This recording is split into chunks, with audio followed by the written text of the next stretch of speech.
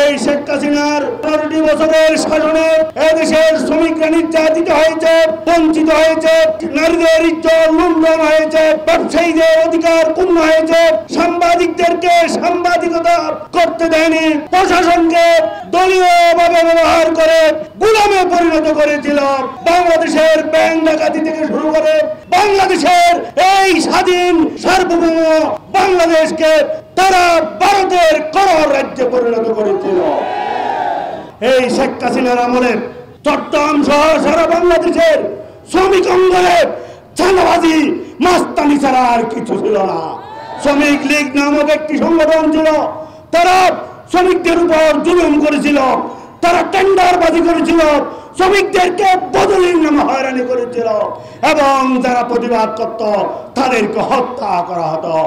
আমরা বলে দিতে চাই, শেখ হাসিনা আর 100 বছর আওয়ামী লীগ শেখ হাসিনা তার তুষাররা বাংলাদেশের ভূমিতে পা দিতে পারবে।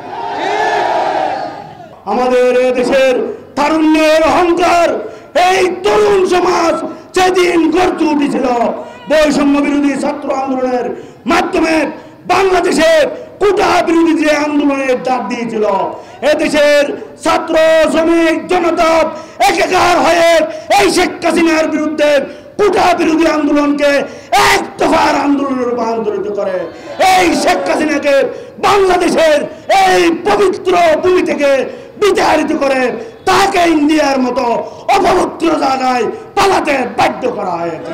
মুসলমানদেরকে নির্বিচারে হত্যা করেছিল।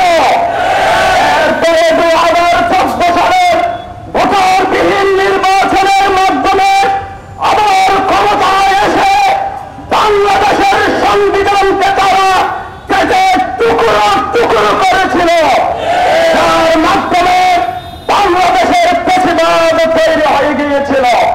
এই ধারাবাহিকতায় দীর্ঘ 16-17 বছর বাংলাদেশকে তারা একটি ভারতের অঙ্গরাজ্য পরিণত করার স্বপ্ন দেখেছিল। পুরো বিশ্বে যিনি ফ্যাসিস্টের জন্য তাকে নতুন দরকার, সেই শেখ হাসিনা যখন